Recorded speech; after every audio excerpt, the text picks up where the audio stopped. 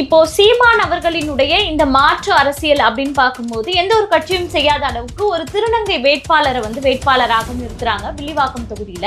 ஆனா இப்போ தமிழ் தேசியம் என்று பேசக்கூடிய தமிழ் தேசியவாதி சிலரே பாத்தீங்கன்னா அவர்கள் LGBTQ அமைப்பை சேர்ந்தவர்கள் அப்படின்னு அந்த அந்த திருநங்கையினுடைய பின்புலத்தை தான் பேசுகிறார்களே தவிர இவர் இப்படி ஒரு வாய்ப்பு கொடுத்திருக்கிறார், இதை வரவேற்கணும், அனைத்து கட்சிகளும் கொண்டு வரணும் அப்படின்னு பேசுவதற்கு மறுக்கிறார்கள், மடைமாற்றுகிறார்கள் அப்படின்ற ஒரு கேள்வியும் இருக்கு. சரி, திருநங்கை ஒருவருக்கு வேட்பாளராக கொடுப்பது இது ஒரு அடையாளம்.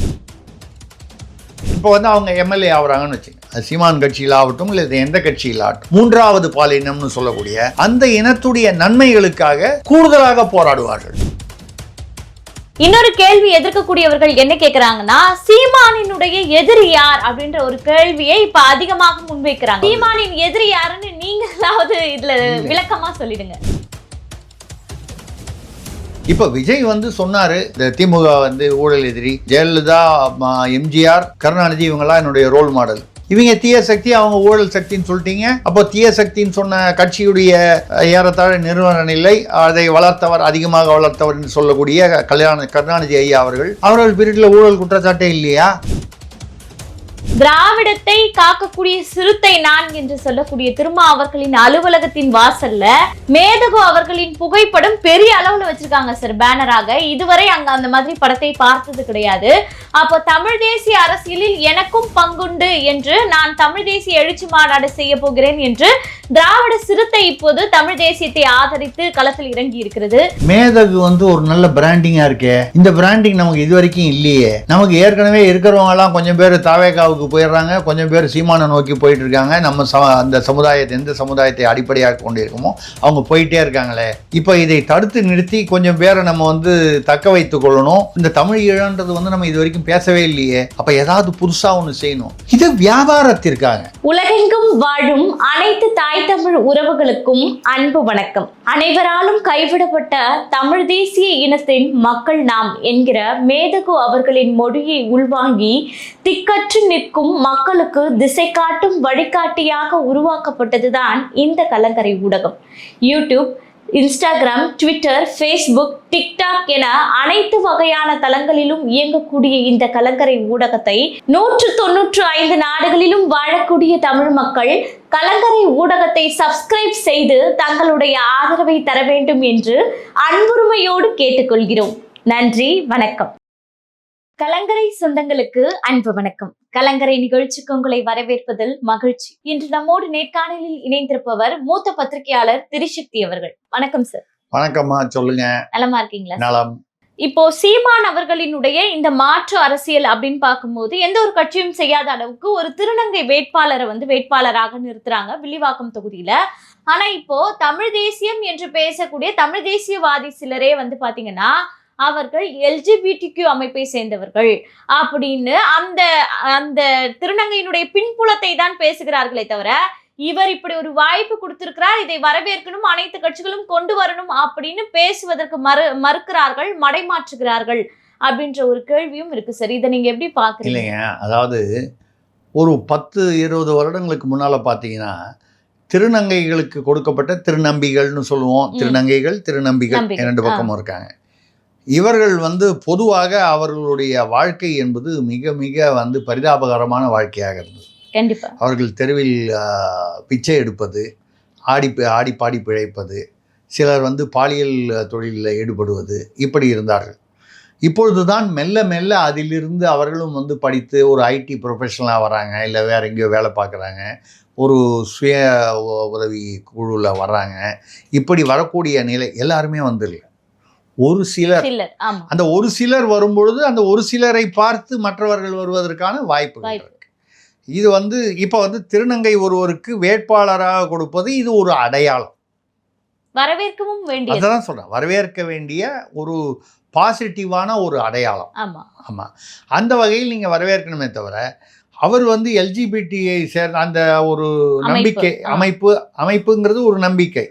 நீங்க LGBTங்கிறது என்ன? ஒரு ஆணும் திருமணம் செய்து கொள்வது, ஒரு பெண்ணும் திருமணம் செய்து கொள்வது, ஓரின சேர்க்கை, இப்படி இது சில விஷயங்கள். இதில் நம்பிக்கை உடையவர்கள்னா இன்னும் சமுதாயம் வந்து அதை வெளிப்படையாக வந்து எல்லா குடும்பங்களும் வந்து இப்போ ஒரு பெற்றோர்கிட்ட கேட்டு பாருங்க, உங்கள் பையனை வந்து இன்னொரு பையனுக்கு கல்யாணம் பண்ணி வைப்பீங்களான்னு. இல்லைங்க என்ன பார்த்தா கிண்டலாக தெரியுதான்னு கேட்பாங்க. உங்கள் பெண்ணை வந்து இன்னொரு ஒரு பெண்ணுக்கு திருமணம் செய்து வைப்பீர்களா என்று கேட்டால் நிச்சயமாக அந்த பெற்றோர்கள் அடித்து விரட்டுவார்கள். நான் சொல்கிறதுக்கு இன்றைய சமுதாய நிலை. நீங்கள் சொல்கிற அந்த எல்ஜிபிடிக்கு வந்து பெரிய ஊர்வலமாக வந்து விஆர் எல்ஜிபிடி குயர் அப்படின்னு சொல்லுவாங்க, வித்தியாசமாக இருக்கக்கூடியவர்கள். அது மேற்கத்திய நாகரிகத்தில் வந்து கொண்டிருக்கிறது. இன்னும் இந்தியாவில் தமிழ்நாட்டில் அது இன்னும் வரவில்லை. கண்டிப்பா சகஜப்படுத்தப்படலை. இல்லை, அது வந்து எப்போ சகஜப்படுத்தப்படுமா என்றால் திருநங்கைகள் இப்பொழுது வரவேற்கக்கூடிய அளவில் இன்றைக்கி வந்து 20 வருஷத்துக்கு முன்னால் இருந்ததுக்கு இப்போ மாறின மாதிரி இன்னொரு 20 வருஷம் பொறுத்து வரலாம். வரும் என்று நம்ம கட்டாயம் சொல்ல முடியாது, வரலாம் என்று சொல்கிறோம். ஆனால் இப்பொழுது இது வந்து ஒரு நம்பிக்கை, அவரவர்களுடைய தனிப்பட்ட நம்பிக்கை. அதை வந்து நீங்கள் வந்து ஒரு கட்சி கோட்பாடு கொள்கையில் வந்து நான் ஒரு உதாரணம் கேட்குறேன். இப்போ வந்து நாம் தமிழர் கட்சின்னு இருக்குது, இல்லை எந்த கட்சியாக வேணால் எடுத்துங்க. இந்த கட்சியில் சிகரெட் பிடிக்கிறவங்கன்னு யாரோ இருப்பாங்க. சிகரெட் பிடிக்காதவர்களும் இருப்பார்கள், பிடிப்பவர்களும் இருப்பார்கள். மது குடிப்பவர்களும் இருப்பார்கள். நீங்கள் மது பிரியர்கள் சொல்லுங்கள், என்ன வேணால் பேர் சொல்லுங்கள். மது அருந்துபவர்கள் இருப்பார்கள். சில பேர் வந்து மதுவை வந்து அடிக்ஷன் என்ற அளவுக்கு வெறியாக இருப்பார்கள். சில பேர் அளவோடு குடிப்பார்கள். சில பேர் அந்த பழக்கமே இல்லாமல் இருப்பார்கள். அதுக்கப்புறம் சில பேர் வந்து உணவு முறையில் வந்து வெஜிடேரியனாக இருப்பார்கள். சில பேர் நான் வெஜிடேரியனாக இருப்பார்கள், அசைவ உணவு சாப்பிடுவாங்க. சில பேர் வந்து வாரத்துக்கு ஒரு நாள் அசைவ உணவு சாப்பிடுவாங்க, மற்ற நாள் சைவ உணவு. இப்படி உணவு இந்த மாதிரி விஷயங்களில் வந்து வித்தியாசம். இதையும் வந்து ஒரு கட்சியோட கொள்கை கோட்பாட்டோடும் வந்து நம்ம ஒப்பிடுவதோ குழப்பிக்கொள்வதோ அனாவசியமான குழப்பம், தேவையற்ற குழப்பம். நீங்கள் வந்து சீமானோட கட்சியில் 234 பேரில் ஆண்கள் பெண்கள்லாம் செய்கிறாங்க, மொத்தம் 80 பேர் சிகரெட் பிடிக்கிறாங்க. அப்படின்னா சிகரெட் பிடிப்பதை இந்த கட்சி ஏற்றுக்கொள்கிறதா இப்படின்னு ஒரு கேள்வி கேட்டால் அப்படி பதில் சொல்லுது தப்பு. மது குடிப்பதை ஏற்றுக்கொள்கிறதா?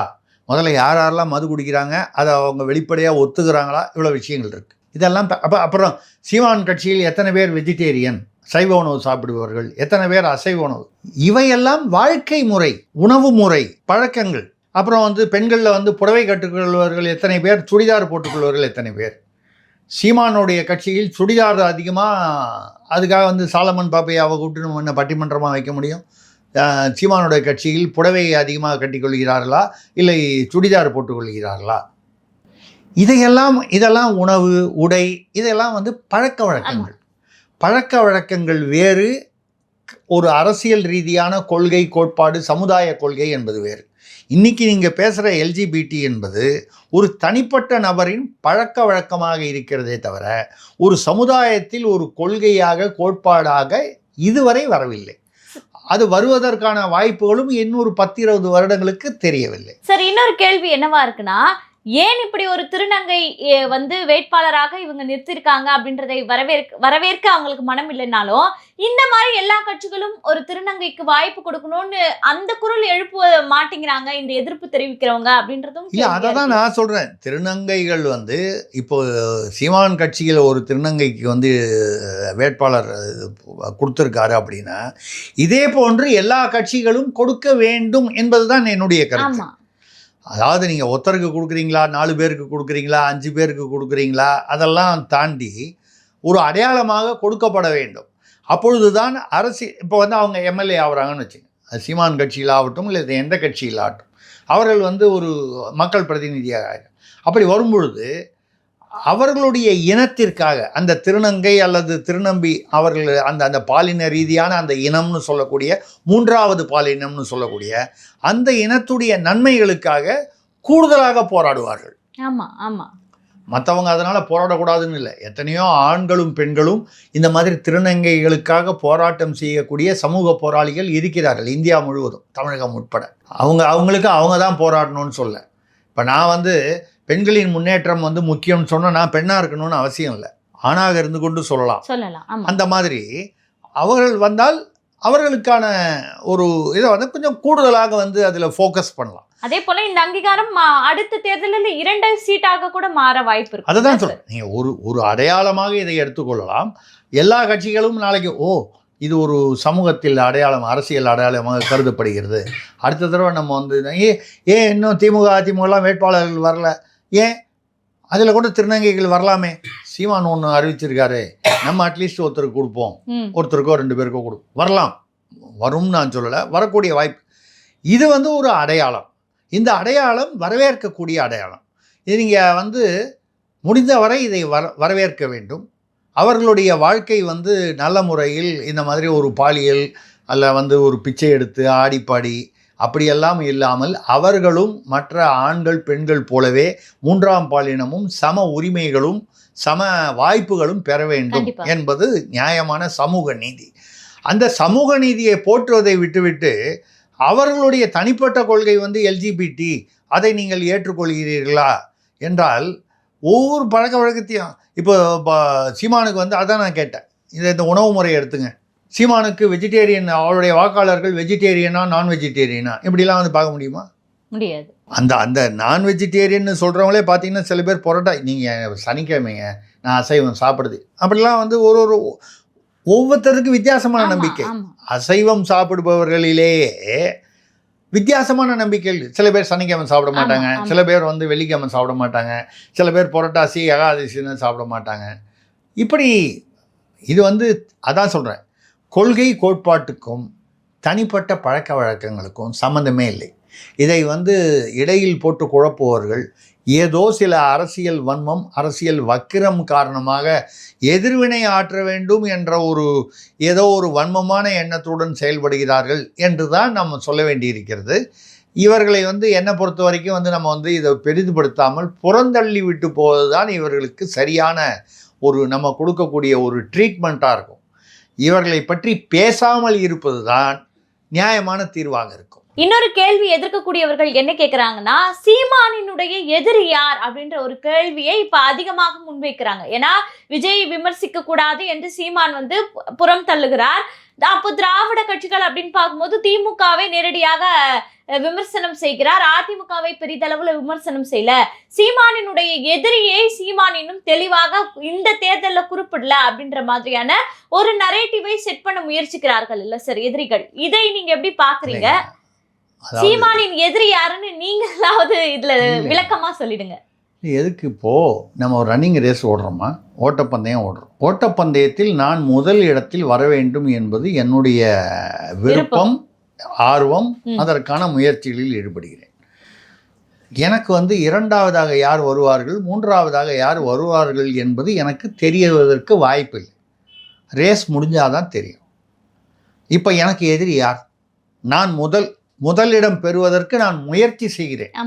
வரலாம், நான் முதலிடத்திற்கு வராமல் இருக்கேன், 2வது இடத்துக்கு வரலாம், இல்லை 10வது இடத்துக்கு வரலாம், இல்லை 4வது இடத்துக்கு வரலாம். இந்த 4 முனை போட்டி என்பது நான் 1ல் வரலாம், 2ல் வரலாம், 3ல் வரலாம், 4ல் வரலாம். அவ்வளோதானே விஷயம். நான் முதல் இடத்திற்கு முயற்சி செய்கிறேன்.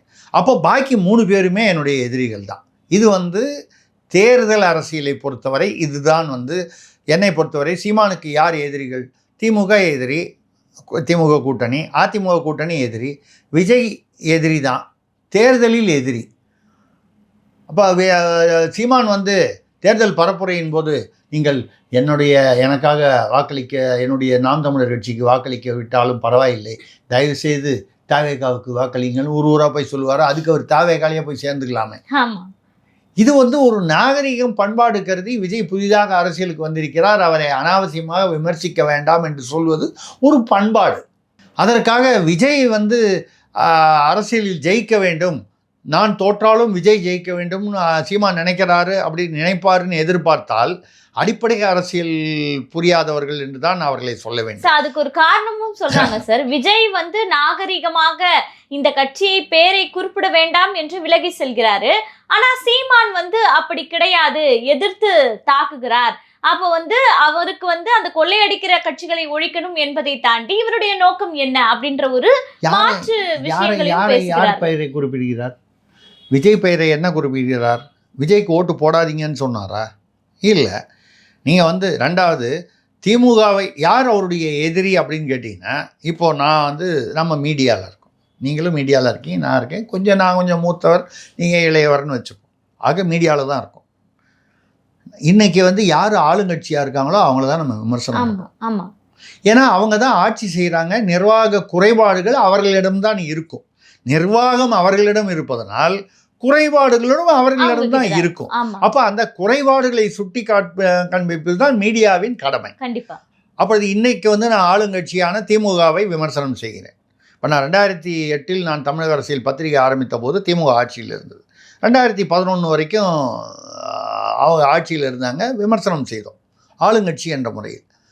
2011க்கு பிறகு ஜெயலலிதா அவர்கள் ஆட்சிக்கு வந்தார்கள். அப்பொழுது ஜெயலலிதா செய்ததெல்லாம் சரி என்றோ, திமுகவை வந்து எது செய்தாலும் தவறு என்றோ என் பத்திரிகையில் நான் விமர்சிக்கவில்லை. ஜெயலலிதா அவர்களுடைய ஆட்சியில் உள்ள குறைபாடுகளை சுட்டிக்காட்டி விமர்சனம் செய்தோம். அப்போ நான் வந்து 2011 வரை நான் வந்து ஜெயலலிதாவுக்கு ஆதரவாகவும், 2011க்கு பிறகு நான் வந்து கருணாநிதி ஸ்டாலின் அவர்களுக்கு ஆதரவாகவும் மாறிவிட்டேன் என்று அர்த்தமா? இல்லை. ஆளுங்கட்சி எதுவோ அதுதான் விமர்சனத்துக்கு அதிகமாக உட்படுவது. எதிர்கட்சியை நீங்கள் என்ன விமர்சனம் பண்ண முடியும்? நீங்கள் வந்து அப்படி பண்ணாங்கன்னு வேணா சொல்லி காட்டலாம். அது நீங்கள் பழச வந்து நீங்கள் பண்ண அது வந்து இன்னைக்கு உள்ள அரசியல் கேட்டிங்கன்னா, நீங்கள் இந்த தப்பு பண்ணீங்கன்னா இதுக்கு பதில் சொல்ல மாட்டாங்க. அவங்க பண்ணாங்களே அப்படி அந்த தப்பை சொல்லுவாங்க. அது வந்து சும்மா அது வெறும் பேச்சு அரசியல். நான் அதை சொல்லலை. இப்போ ஒரு ஆளுங்கட்சி இருக்கிறது, எதிர்கட்சியை என்ன விமர்சனம் செய்வீர்கள்? எதிர்கட்சிகள் ஒற்றுமையாக இல்லைன்னு சொல்லலாம். இரண்டாவது, வேண்டிய சுறுசுறுப்புடன் நீங்கள் செயல்படவில்லைன்னு சொல்லலாம். இதை தாண்டி வேற என்ன சொல்ல முடியும்? சொல்ல முடியாது, ஒன்றுமே சொல்ல முடியாது. ஆனால் ஆளுங்கட்சியை சொல்லும்போது ரோடு சரியில்லை, பிரிட்ஜு சரியில்லை, சட்ட ஒழுங்கு சரியில்லை, பாலியல் வன்முறை நடக்குது, நீங்கள் வந்து பெயர்கள் வைப்பதில் வந்து குழப்பம், 100 காரணங்கள் கிடைக்கும். ஆட்சி மாற்றம் ஏற்பட்டு ஒரு உதாரணத்துக்காக சொல்கிறோம். இதே மாதிரி தானே மாறி மாறி வந்திருக்கு. திமுகவுக்கு பதில் அதிமுக வந்தால் அன்னைக்கு அதே 100 காரணங்கள் அதிமுக ஆட்சி மீது வரும். திமுக ஆட்சி மீது என்ன வரும்? மறுபடியும் வந்து இருந்த ஒற்றுமை இல்லை, சுறுசுறுப்பு இல்லை, இவ்வளோதான் வரும். இது வந்து ஒரு இயல்பான அதாவது அரசியல் சமூக கட்டமைப்பு மீடியாக்களுக்கு என்று. எப்படி அதுபோல் இப்போ இன்றைக்கி வந்து யார் வந்து அவருக்கு வந்து அதிக பெரிய எதிரி சீமானுக்கு? அவர் சீமான் என்னவாக இருக்கிறார்? எதிர்கட்சிகளில் ஒன்றாக இருக்கிறார். எதிரில் இருக்கும் 3 அணிகளில் ஒரு அணியாக இருக்கிறார். அவருடைய முதல் எதிரி திமுக ஆட்சி தான். ஏன்னா இன்னைக்கு அவங்க ஆளுங்கட்சி. அப்போது அதிமுக வந்து அவருக்கு வந்து கூட்டணியா அப்படியா இருந்தால் அவர் அங்கே போய் சேர்ந்துருப்பாரு. நான் சேரலாம் சேரக்கூடாதுன்னு சொல்கிறதுக்கு நம்ம யாரும் இல்லை, அவருடைய விருப்பம். சேரலை. அப்போது அவருடைய விமர்சனங்கள் எதை நோக்கி அதிகமாக இருக்கும், வீரியம் அதிகமாக இருக்கும் என்றால் திமுக கூட்டணியை சுட்டி தான் வந்து விமர்சனங்கள் அதிகமாக இருக்கும். அடுத்தபடியாக அதிமுக விமர்சனம் செய்யலாம். நீங்கள் வந்து இதில் 100 விமர்சனம் செய்தார், இதில் வந்து 90 செய்யணும், அப்போலாம் நீங்கள் அப்படிலாம் கணக்கு பார்க்க முடியாது. அடுத்தது விஜயை வந்து அவர் விமர்சனம் கட்டாயம் வந்து செய்யலாம் எதிர்கட்சி. ஏன்னா வந்து எல்லாரும் விஜய்க்கு ஓட்டு போடுங்கன்னு சொல்கிறதுக்கு இவர் எதுக்கு கட்சி நடத்தணும்? ஆனால் அவர் வந்து என்ன சொல்கிறாருன்னா, புதிதாக கட்சியை ஆரம்பித்திருக்கிறார், அதனால் வந்து நம்ம வந்து ரொம்பவும் அதிகமாக அவரை வந்து விமர்சனம் செய்ய வேண்டாம் அப்படி என்று சொல்வது ஒரு பண்பாட்டு நாகரிகம். அதுக்காக வந்து ஓட்டு போடுற இடத்துல வந்து எல்லாரும் போய் விஜய்க்கு ஓட்டு போடுங்கன்னு சொல்கிறதுக்கு என்ன? விஜய் கட்சியில் அவர் வந்து சீமான் வந்து ஒரு நிர்வாகி அவர். அதனால் வந்து யார் எதிரி என்று கேட்டால், யார் இன்று ஆளுங்கட்சியாக இருப்பாரோ அவர் தான் பெரிய எதிரி. மற்றவர்களும் தேர்தல் அரசியலில் எதிரிகள் தான். நம்மை தவிர மற்றவர்கள் எல்லாரும், அதான் நான் சொன்ன அந்த ரன்னிங் ரேஸ் தான். அந்த ரன்னிங் ரேஸில் நான் முதல்வராக வரணும், முதல்வர்னா முதல் ஆளாக வரணும், வெற்றி பெற வேண்டும் அப்படின்னு நினைக்கலாமே தவிர, யார் யாரெல்லாம் எதிரி என்றால், நான் ஓடும்பொழுது எனக்கு மிக அருகில் நெருக்கமாக ஓடுபவரை விட நான் வேகமாக ஓடுகிறேனே, அப்பொழுது இவர் வந்து எதிரி. இவரை தாண்டி 3ஆவதாக வந்துட்டவர் வந்து 2வது இடத்துக்கு மறுபடியும் வராருன்னு வைங்க, அப்போ அவர் வந்து உங்களுக்கு நெருக்கமான எதிரி. அப்போ எதிரி என்பது ஆளை பொறுத்து இல்லை, உங்களுக்கும் அவருக்கும் உள்ள அந்த வேக வித்தியாசத்தை பொறுத்து, அந்த வீரியத்தை பொறுத்து அமைவது தான் அந்த எதிரி என்பது. அதனால் வந்து சீமான் தன்னுடைய எதிரி யார் என்று சொல்லவே இல்லை. 3 பேரும் எதிரிகள். பெரிய எதிரி ஆளுங்கட்சி. திமுக தானா? இல்லை நாளைக்கு ஒரு கால அதிமுக வந்து அந்த தேர்தலில் அதிமுக ஆளுங்கட்சியாக இருந்ததுன்னா அப்போ அதிமுக தான் பெரிய எதிரியாக இருக்கும். இது இயல்பான ஒன்று. கண்டிப்பா எதிரி. இப்போ விஜய் வந்து சொன்னார் கொள்கை எதிரி, திமுக வந்து ஊழல் எதிரி. ஆனால் அவர் வந்து வித்தியாசமாக என்ன சொல்கிறாரு? ஒரு ஜெயலலிதா, எம்ஜிஆர், கருணாநிதி இவங்கெல்லாம் என்னுடைய ரோல் மாடல். இவங்க தீய சக்தி, அவங்க ஊழல் சக்தின்னு சொல்லிட்டீங்க. அப்போ தீய சக்தின்னு சொன்ன கட்சியுடைய ஏறத்தாழ நிறுவன நிலை, அதை வளர்த்தவர், அதிகமாக வளர்த்தவர் என்று சொல்லக்கூடிய கருணாநிதி ஐயா அவர்கள் பீரியடில் ஊழல் குற்றச்சாட்டே இல்லையா? அப்போ அதெல்லாம் ஆரம்பிச்சது சர்க்காரியாலேருந்து. அப்போ வந்து அவரை ரோல் மாடல் என்று சொல்வது எதற்காக சொல்கிறீர்கள்? ஊழலுக்காகவா? இல்லை, அவர் செய்த அவர் பீரியடில் அவர் பேரில் சர்க்காரியா வந்து விஞ்ஞானபூர்வமான ஊழல்னு சொன்னாங்க. அதுதான் உங்கள் ரோல் மாடலா? இல்லை மாற்று அரசியல் செய்கிறாங்க சார். இல்லை வந்து இந்த பக்கம் எம்ஜிஆர் ஜெயலலிதா, எம்ஜிஆர் பீரியடில் ஊழல் குற்றச்சாட்டே வரலையா? நான் பொதுவான இதில் கேட்குறேன். ஜெயலலிதா பீரியடில் வந்து தான் சசிகலா அவர்கள் சிறைக்கே சென்றார்கள். அப்பொழுது அவர்களை ரோல் மாடல் என்று சொல்லும்போது அங்கேயும் வந்து ஊழல் தான் உங்களுக்கு ரோல் மாடலா? அப்போது நீங்கள் ரோல் மாடல் என்று சொல்லுவது வந்து சும்மா அந்த எம்ஜிஆர் ரசிகர்கள், ஜெயலலிதா ரசிகர்கள், தொண்டர்கள், கருணாநிதியின் தொண்டர்களில் ஒரு பகுதி வந்து உங்களுக்கு ஓட்டு போடணுங்கிறதுக்காக வாயால் சொல்லுது. இப்படிலாம் சொன்னால் ஓட்டு போட்டுற மாட்டாங்க. இன்னி வரைக்கும் கருணாநிதிக்கோ ஸ்டாலினுக்கோ ஓட்டு போடுறவங்க அந்த கோர் ஓட் பேங்க்கு விஜய் வந்து கருணாநிதியனுடைய ரோல் மாடல் சொன்னதுனால மாற்றி போட்டுருவாங்களா? இல்லை எம்ஜிஆர் ஜெயலலிதாவை வந்து அவருக்காக ஓட்டு, இன்றைக்கி கிராமங்களில் பெண்கள் வந்து வயதான பெண்கள் ரெட்டைகளைன்னா எம்ஜிஆர்னு சொல்லி ஓட்டு போகிறாங்க. ஏமா எம்ஜிஆர் செத்து போயிட்டானா அதை பற்றி எனக்கு கவலை இல்லை, ஆனால் அவருக்கு தான் ஓட்டு. எப்படி இருக்காங்க? அவங்ககிட்ட போய் எனக்கு Jayalalithaa role model, MGR role model சொன்னதுனால அவங்களாம் மாற்றி போட்டுருவாங்களா? இல்லை. ஸோ அவர் வந்து இந்த அனுபவமின்மையினால இதெல்லாம் சொல்கிறாரு. ஊரில் உள்ள எல்லாரையும் ரோல் மாடல்னு சொல்லிட்டாரு. அம்பேத்கரை சொல்லிட்டாரு, பெரியாரை சொல்லிட்டாரு, அஞ்சலி அம்மாவை சொல்லிட்டாரு, வேலு நாச்சியாரை சொல்லிட்டாரு, காமராஜரை சொல்லிட்டாரு, எல்லாரையும் சொல்லிட்டாரு. இன்னும் இந்தியாவில் யாரெல்லாம் இருக்காங்களோ எல்லாரையும் இன்னும் காந்தி, நேரு, பட்டேல், சாவர்கர், இன்னும் யாரெல்லாம் சொல்லணுமோ எல்லாரையும் சொல்லலாம். பட் இதெல்லாம் வந்து வாக்கு வங்கியாக வராது. நிச்சயமா இன்றைக்கி வந்து நீங்கள் அஞ்சலி அம்மாள்னு சொல்லி கேட்டிங்கன்னா எத்தனை பேருக்கு, நான் அஞ்சலி அம்மாளை குறைத்து மதிப்பிடவில்லை, எத்தனை பேருக்கு வரலாற்றில் அஞ்சலி அம்மாள் என்ன செய்தார் யார் என்று தெரியும்? பெரியாருடைய கடவுள் மறுப்பை ஏற்கவில்லைன்னு சொல்கிறீங்க. பெரியார் வந்து தமிழை சனியன் என்றார், பயனே இல்லை என்றார், தமிழ் அறிஞர்களை சிறையில் அடைத்து தூக்கிலிட வேண்டும் என்று பேசியிருக்கிறார். விடுதலை பத்திரிகை நிர்மலா சீதாராமன் அவர்கள் நிதியமைச்சர் பாராளுமன்றத்தில் கூட முந்தானத்தை பேசியிருக்காங்க. அதை கோட் பண்ணி அவர் பெயரை சொல்லாமல். அப்போ தமிழை சனியன் காட்டுமராண்டி என்று சொல்லி தமிழ் அறிஞர்களை சிறை செய்து தூக்கிலிட வேண்டும் என்று சொன்னவரை வந்து நீங்கள் மாடல்னு சொன்னீங்கன்னா, அப்போ நான் வந்து உங்கள்கிட்ட வந்து நான் வந்து 12 தமிழ் புத்தகங்கள் வெளியிட்டிருக்கேம்மா. அதில் 3 வந்து கவிதை புத்தகங்கள், இலக்கிய புத்தகங்கள். நான் தமிழ் அறிஞன், இல்லை தமிழ் ஓரளவு அறிந்தவன், அறிஞன் கூட சொல்ல வேணாம், தமிழ் அறிந்தவன் அப்படின்னு சொன்னால் உடனே என்ன தூக்கில போட்டுருவீங்களா சிறையில் அடிச்சு? அப்போது நீங்கள் ஒருத்தருடைய கொள்கை, நான் இவர் ஐகான் அப்படின்னு சொன்னால் ஏன் அவர் ஐகான்? அவருடைய எந்த கொள்கை உங்களுக்கு வந்து பிடித்தது? ஏதோ ஒரு கொள்கை எடுத்து, ஒரு 4 கொள்கை, இந்த கொள்கை அவரை பற்றி பல விமர்சனங்கள் இருந்தாலும் இந்த 4 கொள்கை அவர் சொன்னார், அதனால் அவர் ஐகான். பிடிக்குது. அம்பேத்கரை சொல்கிறீர்கள். இதுவரை அம்பேத்கருடைய கொள்கையை நீங்கள் என்ன வந்து கோட் பண்ணி எங்கே பேசியிருக்கீங்க, என்ன சொல்லியிருக்கீங்க? அம்பேத்கர்னு நீங்கள் என்ன நினைக்கிறீங்க? இந்த பட்டியல் சமூக வாக்குகள் வரணும், அதுதான் கணக்கு போடுறீங்க.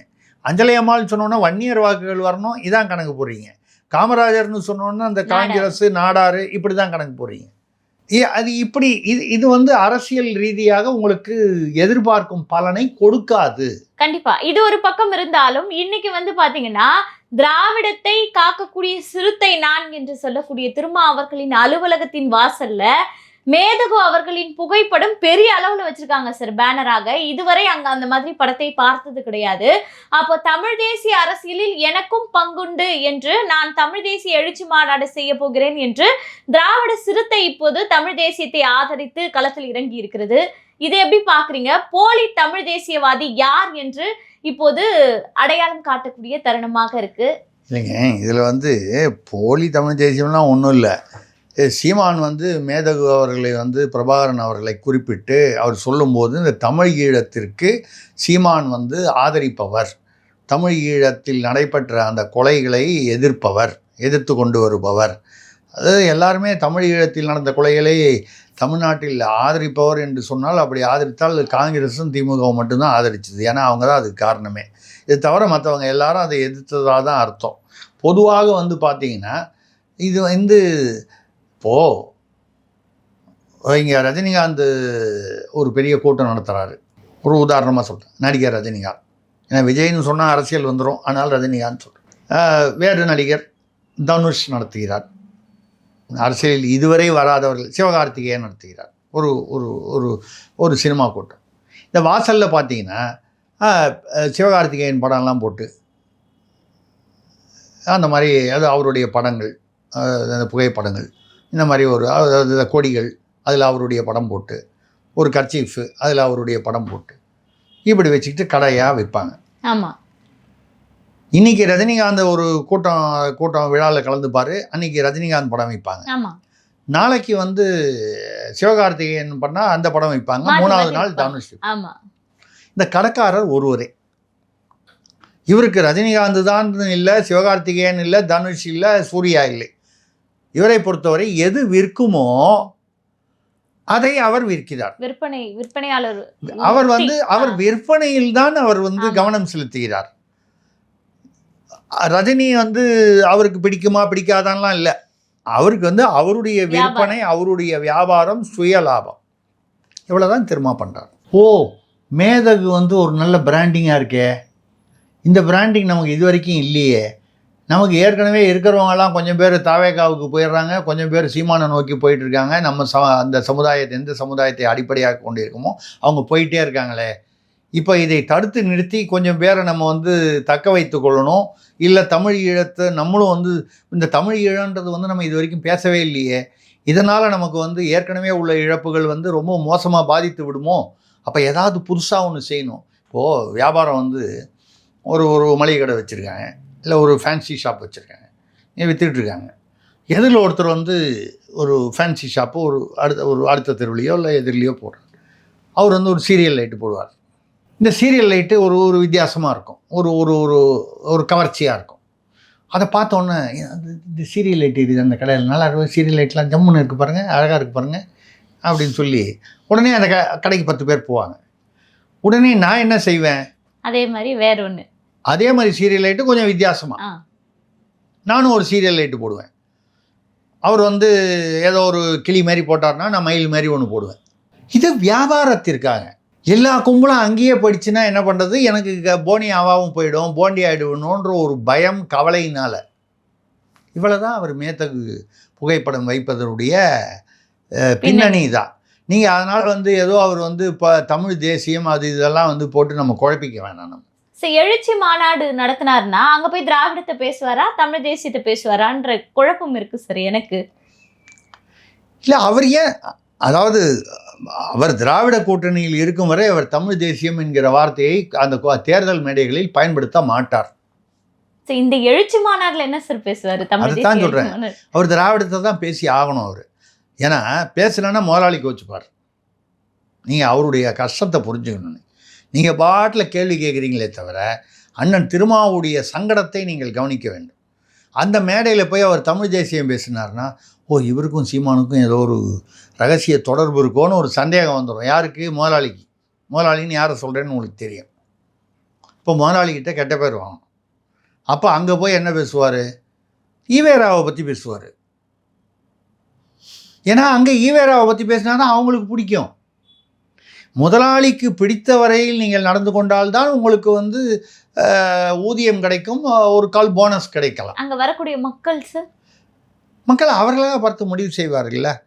நீங்கள் என்னதான் வேஷம் போட்டாலும், நீங்கள் என்ன வேஷம் போட்டாலும் மக்களுக்கு நீங்கள் யார் என்று தெரியும் இல்லையா?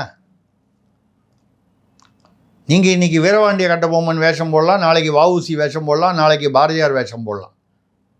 ஆனால் மக்களுக்கு நீங்கள் திருமாவளவன் என்பது தெரியும் இல்லையா?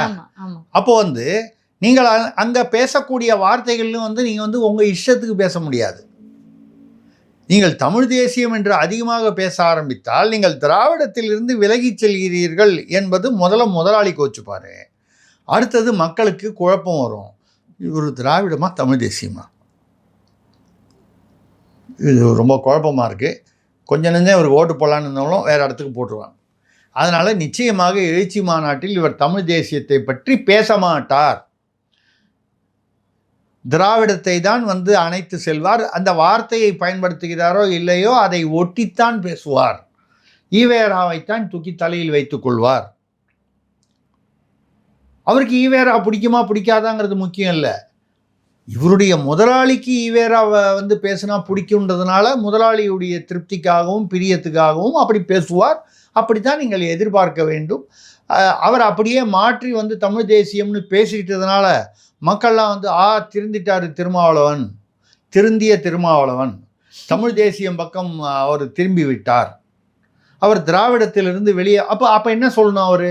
நான் இத்தனை நாள் திராவிடத்தை ஏற்றுக்கொண்டு நான் அந்த திராவிட அணியில் இருந்தேன், நான் இன்றிலிருந்து திராவிட அணியிலிருந்து விலகி தமிழ் தேசியம் என்ற கொள்கைக்கு மாறிவிட்டேன். இப்படி சொல்லும் தைரியம் அவருக்கு வருமா? சொன்னால் அவருடைய அரசியல் கதி என்ன ஆகும்? அதனால் அவர் பட்டும் படாமையும் அந்த திராவிடத்தை சப்போர்ட் பண்ணுவார், ஈவேராவை தூக்கி வச்சு பேசுவார், அம்பேத்கரை வழக்கமாக அவருக்கு தூக்கி வச்சு பேசுவார், பேசிட்டு போயிடுவார். தமிழ் தேசியம் என்கிற வார்த்தையை முடிந்தவரை தவிர்த்து விடுவார். நாங்கள் தமிழ் தேசியத்துக்கு எதிரானவர்கள் அல்ல அப்படின்னு ஒரு வார்த்தை வேணால் சொல்லுவார்.